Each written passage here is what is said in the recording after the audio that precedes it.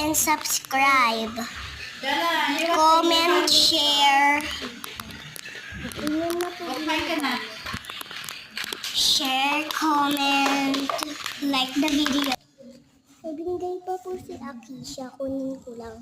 Tara. Punta tayo sa kwarto ko.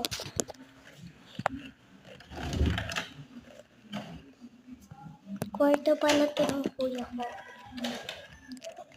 May natutulog po sa kwarto ko. So,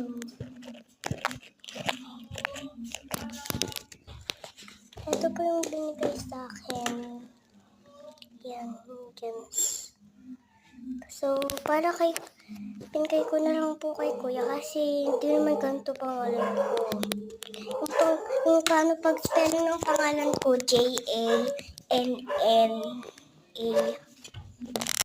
So, ano yun? Ayun na.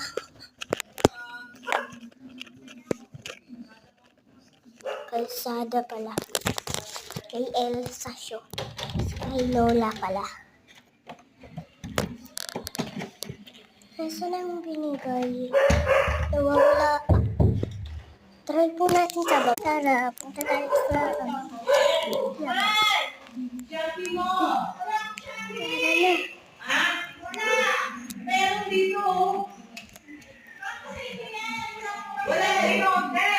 Tara na. Paglaan na lang.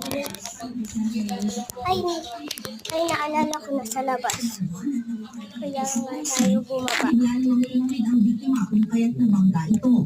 Nagtamo ng malalang sugat sa ulo ang biktima na naitagos sa ospital ngunit ay deklarang dead on arrival.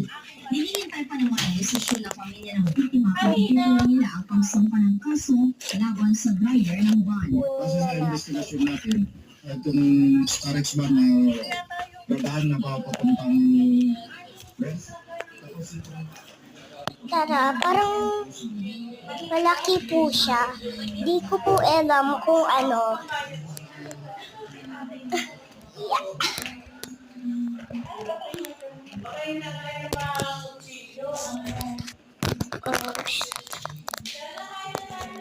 Mamaya.